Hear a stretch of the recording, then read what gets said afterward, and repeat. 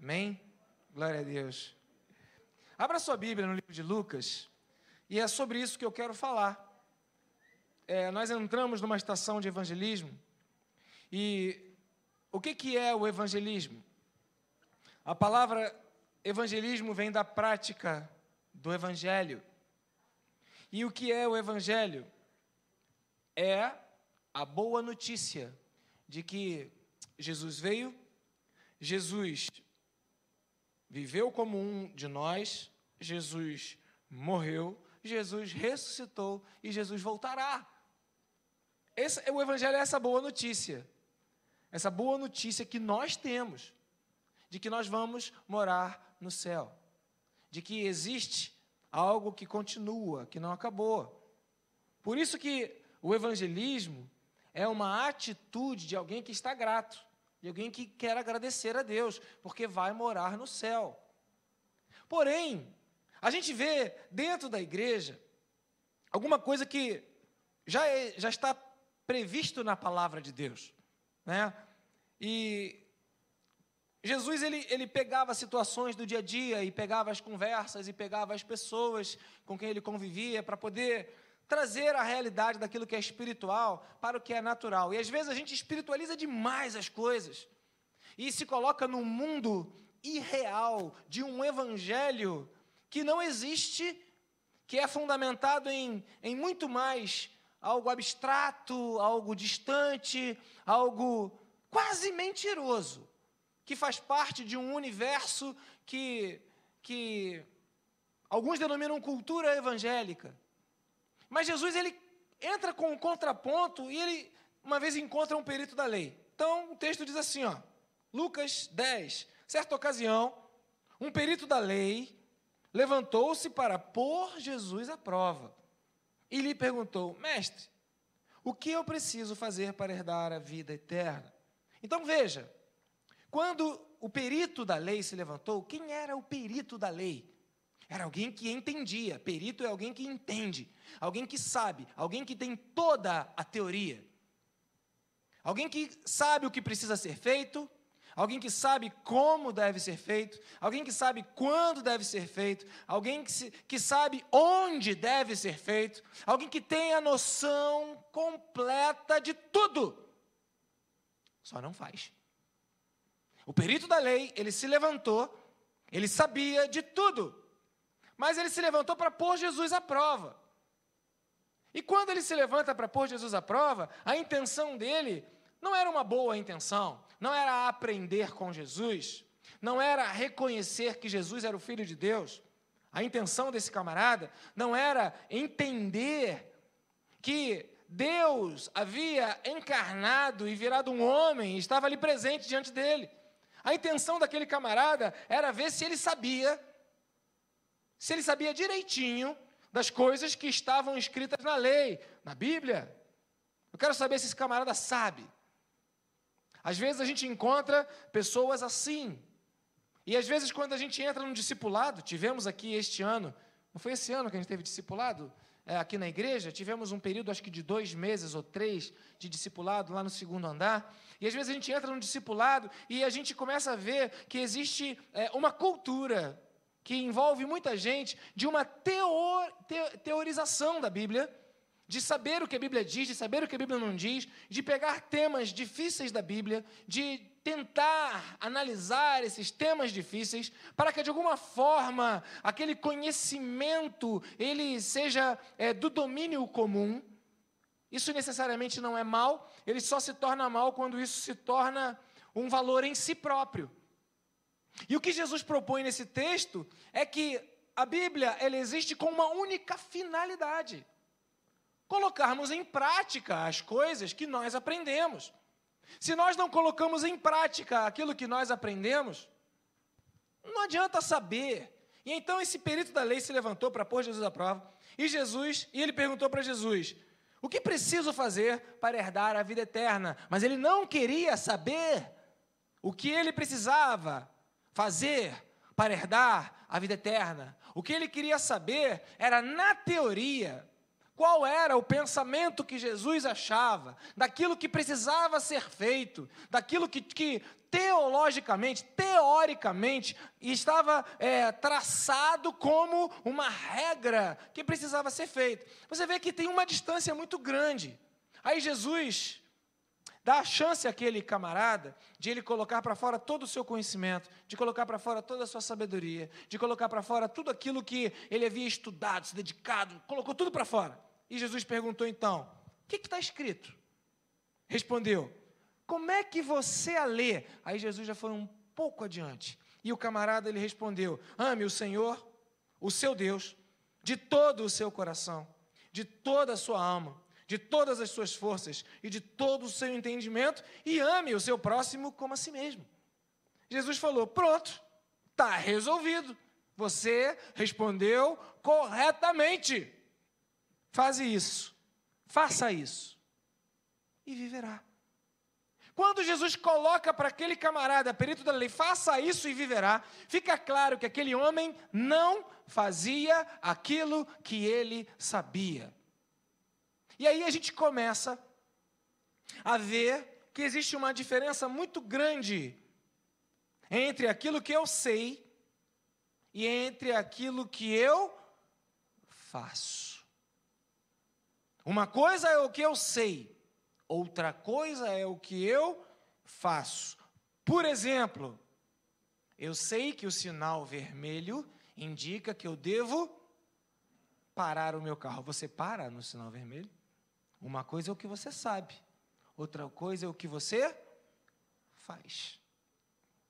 Nem tudo o que nós sabemos, nós fazemos. E dentro da dinâmica que Jesus estava colocando aqui para esse camarada, que sabia tudo na teoria, Jesus estava dizendo o seguinte, olha, é muito importante que você saiba. Porém, é mais importante ainda do que você apenas saber, que você seja uma pessoa que faça, que se movimente. Por isso é que essa dinâmica da igreja ela é linda, porque a gente tem gente fazendo, gente trabalhando. E alguém falou para mim hoje, a Evelyn, mais cedo aqui no Reverso, ela falou que é uma característica da nossa igreja ver muitas pessoas trabalhando. E glória a Deus por isso, glória a Deus pela sua vida, por aquilo que você faz. Então veja que às vezes a gente não tem uma noção muito clara de que apenas compreender ou saber é o suficiente para nós. Precisamos também agir. Ontem no casamento do Vitor e da Luísa eu falava sobre isso. Se a gente pedisse uma breve exposição sobre o que é casamento, ou sobre como ter um casamento feliz, ou sobre como fazer o seu casamento durar, cada um tem lá uma teoria do que precisa ser feito. A questão é, você faça isso e viverá. O evangelho que tem sido pregado aqui nessa igreja, uma igreja bendita, abençoada, da Tijuca, um bairro bendito, abençoado, é o evangelho da prática. E por isso, às vezes, muita gente não suporta esse evangelho, porque a prática do evangelho, ela é, pelo menos, irritante. Porque foi isso que esse homem sentiu. Jesus falou para ele, faça isso e viverá. Aí ele falou, verso 29, ele querendo se justificar, ou seja, ele já sabia aquilo que Jesus queria dizer, ele já sabia que não fazia o que Jesus tinha dito para ele que tinha que fazer, e ele queria se justificar, porque ele não queria fazer aquilo que ele sabia, porque ele tinha o conhecimento, não a prática, mas ele não queria fazer, porque irrita fazer, porque dá trabalho fazer, porque cansa fazer, porque chateia fazer, porque é irritante fazer. Então ele fala, mas quem é meu próximo? Quem é meu próximo? Eu me lembro que quando eu fui fazer a doação do fígado para a Cláudia, na época do transplante, foi 2007, vai completar 12 anos agora, em julho de 2019, e quando eu fiz o transplante, uma das coisas que eu nas minhas orações, falei com Deus, eu tinha convicção que Deus tinha me orientado para que eu fosse o doador, e eu já sabia que todos os exames iam bater, mas uma das coisas que eu tentei me justificar diante de Deus, e eu, na minha oração, falei, Senhor, ela não é a minha família, ela não é a Giovana. Ainda usei o nome da Gigi. Ela não é a minha filha. Querendo me justificar, eu estava dizendo para o Senhor, ela não é o meu próximo. Era isso que eu estava falando. Esse homem exatamente, ele fala isso, quem é meu próximo? Meu próximo, para mim, Ângelo, naquele momento, daquele embate com Deus, porque eu sabia o que ele tinha mandado eu fazer, o meu próximo era minha filha, minha família, minha esposa. Então, o meu próximo, para mim, é a minha casa. Né? A minha casa é o meu próximo. E eu limitei, e eu estabeleci um perímetro confortável e trabalhoso. Trabalhoso até demais, mas até certo ponto confortável, de cuidar apenas da minha filha e da minha família, e da minha esposa. Então a voz do Senhor, ela se levantou, e o Senhor falou para mim, ela não é a sua filha, mas é minha filha. E quando Deus falou isso, foi o que Ele falou, o meu entendimento é que eu deveria amar, ou eu deveria entender como o próximo, ou eu deveria entender, dentro da mesma perspectiva que eu tenho um amor pela Gigi, eu deveria ter esse sentimento por cada um de vocês que estão aqui hoje, e pelos filhos que o pai tem e que deixou para que eu pudesse cuidar. Nem todo filho aceita ser cuidado pelo pai. Nem toda ovelha aceita ser cuidada pelo pastor. Por isso Jesus fala para buscar a ovelha perdida. Perdida é quem quer voltar para casa e não sabe o caminho. Perdido não é quem saiu de casa e foi morar em outro lugar. Perdido não é quem fugiu. Perdido não é quem abriu mão da casa. Perdido é quem estava indo para casa e se perdeu. Você já se perdeu alguma vez? Uma vez eu peguei um caminho para a região dos lagos e, sem querer, em vez de virar à direita, eu virei à esquerda. Foi bom que antes de chegar em Casimiro de Abreu, eu percebi que estava errado. Aí tive que voltar ali uns bons 20 minutos na estrada. Errei, porque me perdi. Agora tem um GPS espetacular que mostra o caminho, mas o perdido, ele quer acertar o caminho, mas como um pai cuida dos filhos, e eu me senti muito acuado por essa notícia de Deus, porque não é apenas aquele que eu quero que seja o meu próximo, não é aquele que eu entendo que é o meu próximo, que está próximo de mim, que está perto de mim, que é, abre aspas, minha casa, minha família. O meu próximo são aqueles que o pai tem como filhos. E aí Jesus, para explicar para esse camarada que sentiu o mesmo descontentamento que eu, Jesus começou a explicar quem era o próximo. E no verso 30, em resposta, Jesus disse, um homem descia de Jerusalém. Um homem. Quem é esse homem? Um homem. Descia de Jerusalém para Jericó. Não sei quem ele é. Não sei onde ele mora. Não sei qual é a família dele. Ele era simplesmente um homem. Parecia que ele estava no Rio de Janeiro, mas ele estava lá em Jerusalém, indo para Jericó, e caiu na mão de assaltantes. E não era o Rio de Janeiro, era Jerusalém para Jericó. Estes lhe tiraram as roupas. Queridos, imagina se os ladrões cariocas começam a fazer isso, tirar as roupas da gente. Se bem que uma vez eu estava na moto, me assaltaram, levaram a moto, o cara falou, tira o sapato, tira o casaco, abre a calça. Eu falei, poxa, faz tempo isso. Aí eu falei, aí eu comecei a pregar o evangelho. Tem uma senhora orando na casa por você. Aí aquele cheiro de droga dentro do carro. Eu fiquei 45 minutos com aqueles bandidos. Preguei o evangelho, eles me devolveram os sapatos. O casaco não, o casaco roubaram. Era um casaco emprestado do meu irmão, que até hoje ele ficou no prejuízo. Tiraram as roupas daquele homem. Espancaram-no. E se foram, deixando quase morto.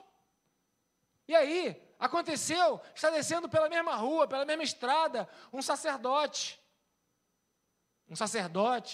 um pastor, um líder da igreja. Quando o viu, passou para o outro lado. Depois, verso diante, e assim também um levita, quando chegou ao lugar e viu aquele homem, passou para o outro lado. Mas um samaritano, e teoricamente os samaritanos não se davam bem, não se falavam, havia uma implicância, uma rixa. que estava viajando, chegou onde se encontrava aquele homem, quando o viu, teve piedade dele, aproximou-se, enfaixou-lhe as feridas, derramando nelas vinho e óleo, envolveu tempo, envolveu disponibilidade e envolveu recursos, derramando vinho e óleo. Depois colocou sobre o seu próprio animal, levou-o para uma hospedaria e cuidou dele. No dia seguinte, envolveu tempo, envolveu recurso e envolveu a própria pessoa que se dispôs. Deu ao hospedeiro 2 denários e disse-lhe: cuide dele. Quando voltar, lhe pagarei todas as despesas que você tiver. Verso 36. E aí Jesus vira para aquele perito na lei e pergunta: vem cá, qual desses 3 você acha que foi o próximo do homem? Então veja, o próximo não é quem eu acho que é. Não se refere à minha perspectiva. Não sou eu quem defino quem é o meu próximo. Isso muda tudo. Isso muda tudo, porque tem o tempo todo alguém que está esperando outro ser o próximo dele. Não sou eu quem defino quem é o meu próximo, mas é o contrário. Os que precisam de alguém que seja próximo estão clamando: se aproximem de mim, me ajudem. Gasta tempo comigo, gasta seu dinheiro comigo. Gasta aquilo que você tem comigo, dá a sua atenção para mim. E aí Jesus perguntou para o perito da lei: quem foi o próximo daquele homem que caiu nas mãos? Qual desses 3 você acha que foi o próximo que caiu nas mãos dos assaltantes? Aquele que teve misericórdia dele. Pronto. Jesus lhe disse: acabou, descobriu quem é o próximo? Não é você quem define.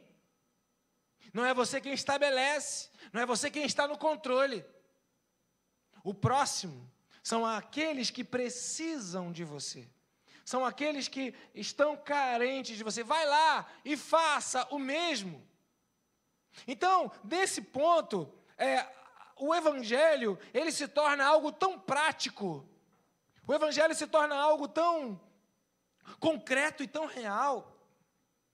E aí, a perspectiva, ela já não é mais de alguém que conhece, de alguém que sabe, de alguém que entende, mas é de alguém que faz. De alguém que faz. Eu estou, e vocês todos estão, acompanhando a saída dos médicos cubanos, desse programa Mais Médicos. E eu fico pensando, quantos missionários nós poderíamos ter na igreja, e pagos pelo Estado, se aqueles que são missionários dedicassem o seu tempo, e olha que é tempo, dedicassem o seu dinheiro, e é bastante dinheiro, aqueles que têm chamado: eu vou fazer medicina para eu ser missionário, porque tem um próximo que está me esperando. Porque se o missionário entendesse que para ele fazer a missão dele, ele tem que se especializar. Mas parece que há uma ideia de que missionário pode ser qualquer um. Teve até um ex-membro aqui da igreja, que uma vez estava no carro comigo, eu levei ele para assistir uma aula no Seminário Betel, e na volta ele falou: pastor estuda, né? Eu falei: estuda, meu filho, estuda muito.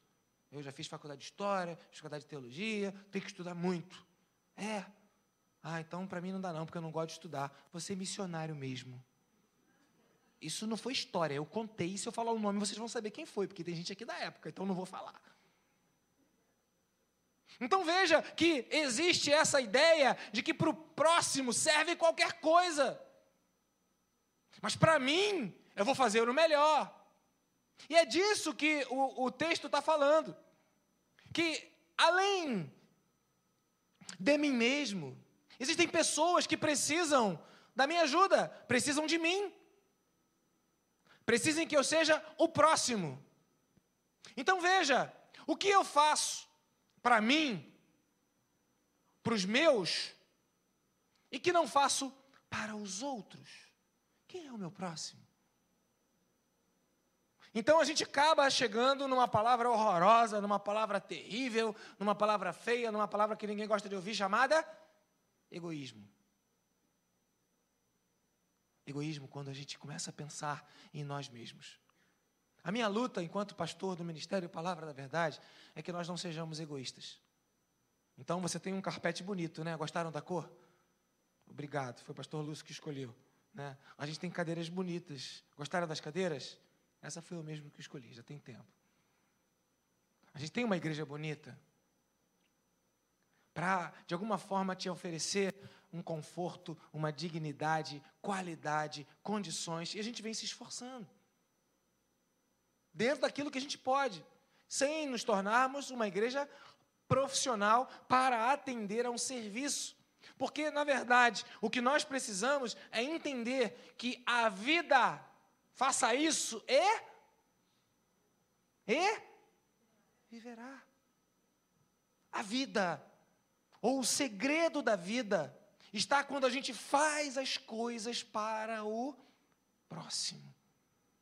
O mistério do Evangelho, ou o mistério da vida, e eu sei que você veio aqui à igreja hoje atrás de vida, amém? Vida, a vida de Deus, a vida do Senhor, a vida que entra no teu coração, a vida que penetra no teu coração, a vida que enche você, renova a tua esperança, renova a tua força, a vida que tira a tua enfermidade, a vida que restaura a tua saúde, a vida que ela entra no teu casamento, restaura o teu casamento, a vida que entra na tua mente, restaura a tua mente, te livra de depressão, de angústia, de tristeza, de pânico, a vida que entra no teu interior, te alimenta uma esperança de família, de filhos, de relacionamento. Essa vida que está em Jesus, ela está liberada para aqueles que fazem para o próximo. Faça isso e viverá. A vida está escondida na disponibilidade, tempo. Está escondida para pessoas, não para todas, mas para pessoas que escolhem crer na palavra. Pessoas que escolhem crer na palavra. E pessoas que se envolvem.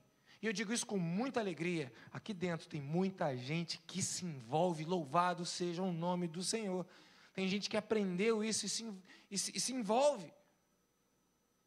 Claro que se a gente estabelecer um padrão de vida, a gente sempre vai querer um padrão de vida melhor.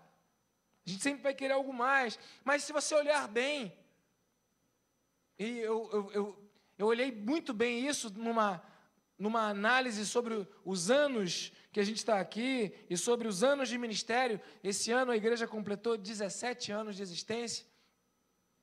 E eu estava conversando com alguém,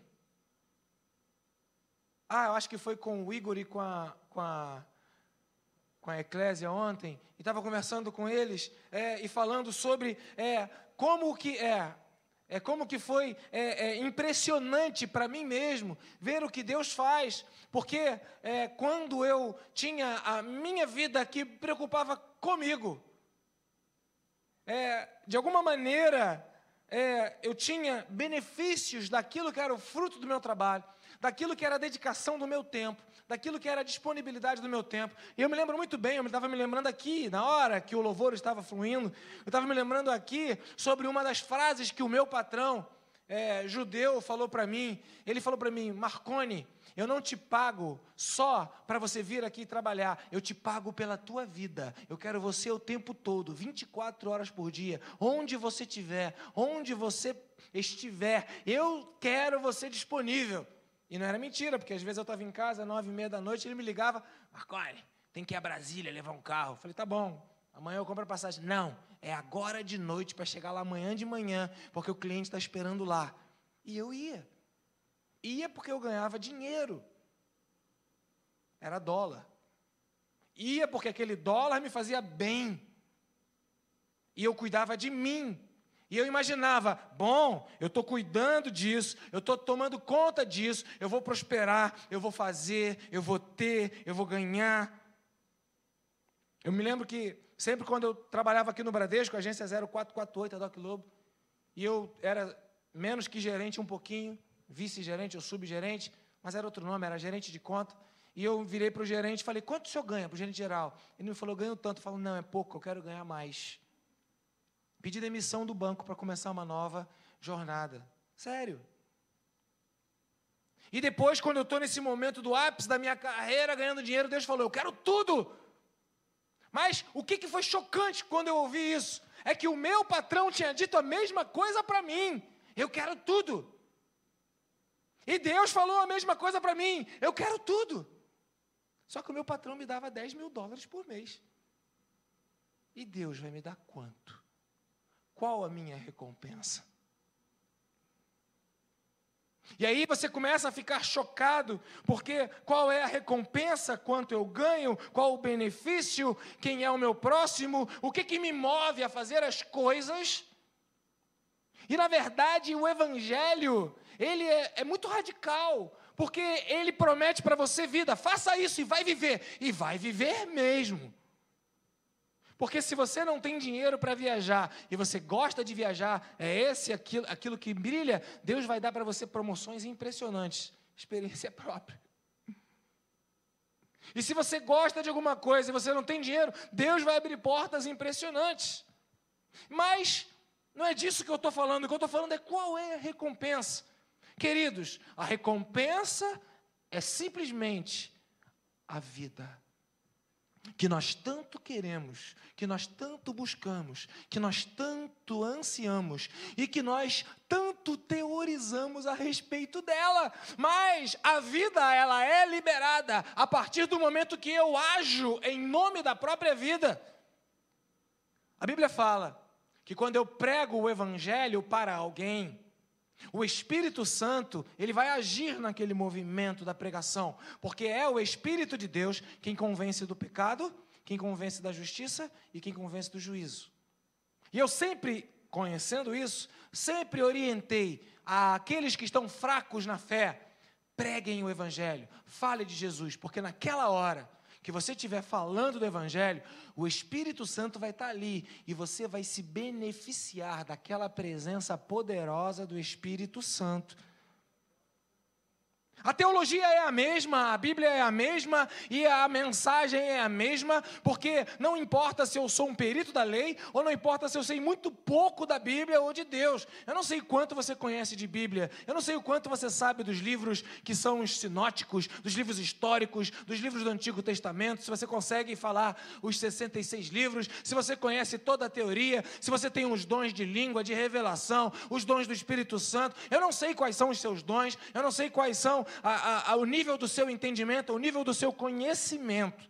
Mas uma coisa eu sei, a hora que você fizer, agir, você vai viver. A hora que você colocar em prática aquilo que é o Evangelho, você vai viver. Por isso, a boa notícia é que se você veio até aqui buscar Deus, você se movimentou, você fez alguma coisa. E por isso você sai daqui abençoado pelo próprio Deus, que você se movimentou para estar diante dele. Quanto mais eu me movimento em direção às coisas de Deus, mais as coisas de Deus vão se tornando uma realidade na minha vida, e eu vou fazendo e eu vou tendo a vida em abundância. Então, a minha palavra para você nessa noite não é uma teoria, mas é uma prática. Você quer a vida de Deus, ela está disponível para você. Você quer a vida de Deus, aquilo que você tanto anseia, aquilo que você tanto procura, aquilo que você tanto necessita, ela não está em uma oração que alguém poderoso vai fazer. Ela não está em um culto onde você vai sentir algo espetacular e aquilo vai mudar a sua vida. Não está. O movimento de Deus não está num congresso, num evento, num retiro, num culto, num show gospel. Não está. O movimento de Deus, ele acontece quando você faz aquilo que Deus quer que você faça, que é amar ao próximo, assim como você ama a você mesmo. E eu fiquei chocado com isso, porque eu me amava tanto, eu me amava $10.000 por mês. Mas agora eu teria que amar uma mulher que entrou aqui na igreja precisando de um fígado, tanta coisa para ela precisar, ela precisava de um fígado. Até que ponto eu estou disposto a entender a verdade da Bíblia? a lógica do evangelho, de um Deus que a si mesmo se humilhou, se esvaziou e assumiu uma forma limitada a essa natureza terrena, sendo um homem como um de nós. Esse Deus que nos amou até o fim, não abriu mão de nos amar. Mas quem eu, Ângelo Marconi, sou para Jesus, que morreu por mim? Quem eu sou para Ele? Ele é o meu Deus, Ele é o meu Senhor. O que eu represento para Ele de importância, para que Ele se importe comigo da maneira como Ele se importou? O que Deus pensou em você, que talvez não tenha contribuído no aluguel desse imóvel, talvez não tenha contribuído para chegarmos até aqui, mas hoje você desfruta, hoje você está aqui, ouvindo um bom som, ouvindo uma equipe de música impressionante. A gente tem todo um equipamento, toda uma estrutura, todo um preparo para você, para que você entenda, para que você receba. Agora, você ganha, mas quem faz, vive. Quem faz, vive. Por isso, o evangelho é essa boa notícia. Vem do grego, euangelion. É as boas novas da salvação. As boas novas que eu quero te dizer nessa noite é que se você quer vida, se você está mal, se você tem necessidades, se você está precisando de ajuda, se você está carente, se você tem problemas que te acompanham há anos, se você tem uma vida, ainda que esteja dentro da igreja, mas coisas que não se resolvem, coisas que não se desenrolam, coisas que ainda continuam acontecendo na sua vida, o desafio para você é: faça aquilo que você já sabe, mas ainda não fez, e viverá. Eu estava orando ontem, e eu não sei você, mas quando eu tomo banho, é um tempo de oração, queridos, né? Graças a Deus o meu chuveiro cai água. Eu já tive banho que no chuveiro não cai água, e tomar banho em chuveiro que não cai água, por favor, ninguém merece. Então dá um jeito lá na sua caixa d'água, bota um chuveiro que cai água, né? É bom ter um chuveiro que cai água. E eu estava lá tomando banho e orando, eu falei: Senhor, aí Deus me deu uma ideia. Eu vou procurar pessoas amputadas. Vou botar um anúncio no jornal. Vou contratar temporário para o final do ano. Pessoas amputadas, que não tenham uma perna ou que não tenham um braço, não são deficientes, são amputados, para que eles venham aqui e escrevam uma mensagem de ânimo. Aí eu pensei: eu vou mandar essa mensagem de ânimo para quem? Eu falei: bom, vou mandar para os missionários. Não, eu vou mandar para as crianças da África. Eu vou mandar para os missionários da África. Eu vou mandar para os membros da igreja. Aí eu pensei: meu Deus, eu posso fazer o seguinte, eu posso pedir a ajuda, né, para que alguns pastores mandem endereços de pessoas que precisam receber uma mensagem de esperança. Eu fico o tempo todo ouvindo a voz de Deus, no qual o movimento que nós podemos, enquanto igreja, fazer para gerar vida. Eu pensei: aquele amputado, quando escrever uma mensagem de esperança, a vida de Deus vai liberar no coração dele. Ou que investimento santo que a igreja pode fazer. E quem receber, vai saber quem escreveu, vai ficar impactado. Uau, eu estou aqui sofrendo, e essa pessoa me mandou uma mensagem de esperança, e a gente fica bolando, e vendo, e pedindo a Deus direção, inspiração, de como gerar vida. Mas um caminho existe apenas para gerarmos vida, e é o caminho de fazer. A Evelyn citou aqui o texto de Tiago, e eu posso repeti-lo para você. Tiago, capítulo 3, foi citado aqui mais cedo. Na verdade, Tiago, capítulo 2, versículo 14. Tiago 2,14 é exatamente o texto que foi lido. De que adianta? De que adianta dizer que tem fé? Você não faz nada. De que adianta? Então veja, a característica de alguém que crê é a praxis, é a prática. Então eu não preciso, quando eu estou fazendo, dizer que eu creio. Porque simplesmente quem crê, quem acredita, quem sabe que quando eu faço eu vivo, e eu quero vida, e eu anseio pela vida de Deus, e eu desejo a vida de Deus, Então, quando eu sei que isso é real, não é porque o pastor Ângelo está dizendo no culto, quando eu sei, quando eu tenho experiência particular, pessoal, real, eu sei, então eu vou fazer. Por isso que a fé sem obras é morta. Porque algumas pessoas dizem coisas que teoricamente têm, que teoricamente sabem. Eu tenho a fama de ser um teórico. Uma vez eu estava no Lins do Vasconcelos, no carro, eu, minha esposa Drica e minha filha Giovana, que são as minhas maiores auxiliadoras. E dirigindo, vi um camarada caído no chão e do lado dele uma bicicleta.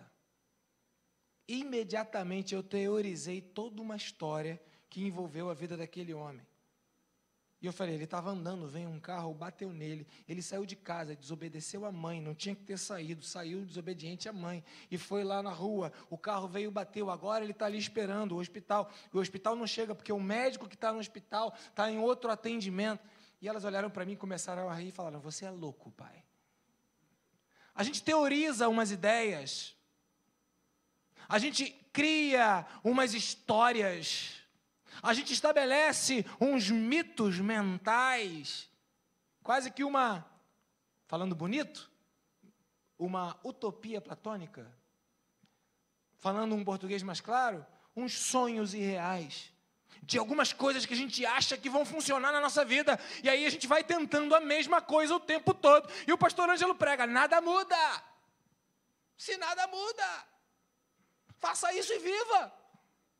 A condição que você chega na presença de Deus, ou a condição que você chega na igreja, é o que menos importa. O seu grau de imperfeição, o seu grau de pecado, o seu grau de afastamento da verdade, não importa. O que importa é a capacidade que você tem de aprender com a palavra de Deus que o segredo da vida, que está oculta em Jesus, está à disposição, basta apenas você fazer. E aí quando eu vejo aqui os professores da escola, do Ministério Infantil, da escola dominical, os professores das crianças, são gente que faz. E quanto mais você fizer, mais você vai viver. E o fenômeno é que, quanto mais vida a gente tem, mais anseio a gente tem de vida. Mais necessidade a gente tem de vida. Mais vida nós queremos. O problema é que alguns alcançam um padrão de vida e se esquecem o que gerou aquela vida. E aí abandonam a fonte, se afastam da fonte e aí seca. A minha palavra para você nessa noite é uma palavra real, algo que acontece de fato e de verdade. Não é uma suposição, é algo que alguém, desde 1978, tem praticado. Nós estamos em 2018, lá se vão 40 anos. Alguém imperfeito, alguém cheio de falhas, alguém que fala o que não deveria falar, alguém que diz o que não deveria dizer, alguém que, meu Deus, os meus erros, eles me afrontam, porque eu sei quem eu sou, mas eu sei o chamado que Deus me deu, eu sei aquele que me chamou. E alguém que tem há 40 anos feito, agido e desfrutado vida e vida em abundância. É isso que está liberado aqui para você. É essa fonte que jorra daqui. Não há um atalho. Estou fazendo mais uma faculdade. Terminei o primeiro ano. Graças a Deus fui aprovado. Ciências sociais. Estou estudando ciências políticas. Não podia ser um período melhor para estudar ciências políticas se eu estou estudando os movimentos de esquerda e os movimentos de direita. E quanto mais eu estudo os movimentos de esquerda, os movimentos de direita, dentro de uma carreira cientista político, dentro desse movimento, o que eu vejo é que não há saída para o homem, senão Jesus Cristo e o seu reino e o seu poder. Não há. Porque se de um lado eu tenho um grupo de esquerda que diz precisamos ajudar os menos necessitados porque nós os criamos, está certo isso? De um lado tem outro grupo de direita dizendo, se alguém precisa trabalhar, porque não pode ser improdutivo, se não produzir, não tem direito de comer, está até na Bíblia, está certo isso. E os dois estão corretos nas suas posições, e alguns cristãos escolhem uns lados, mas se esquecem que não existe lado, nem esquerda, nem direita. Nós somos centrados em Jesus Cristo, o autor e consumador da nossa fé. E se não for Deus, a ação de Deus, o movimento de Deus em nossas vidas, não há a vida de Deus que é liberada. A vida de Deus só é liberada quando nós deixamos de ser como esse perito da lei, que precisou aprender que o próximo não é ele quem diz, é Deus quem fala. Que precisou aprender que o evangelho não é uma teoria, mas é uma prática. É abrir mão, é ficar no prejuízo, é envolver o seu dinheiro, é gastar o seu recurso, é deixar de fazer para si, para dar para o outro. Uma vez eu estava em um culto, dei o meu blazer que eu mais gostava para um pastor e ensinei para a igreja. Sabe qual é a primeira coisa que acontece quando você dá uma oferta de algo que você gosta? Sabe? Aí todo mundo, o que, pastor? Você fica sem aquela coisa.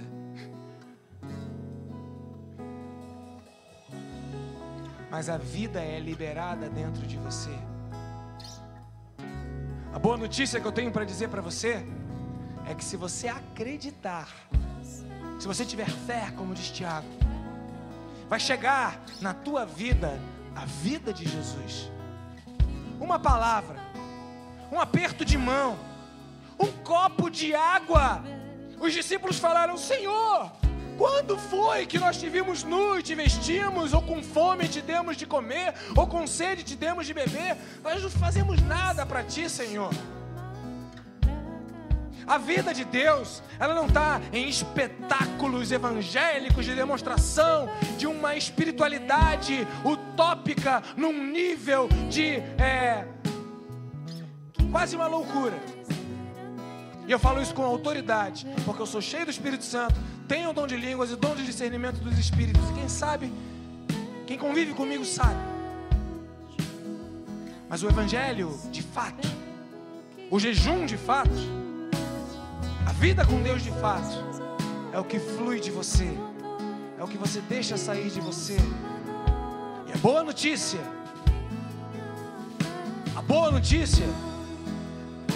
é que isso não depende do próximo, isso depende de você.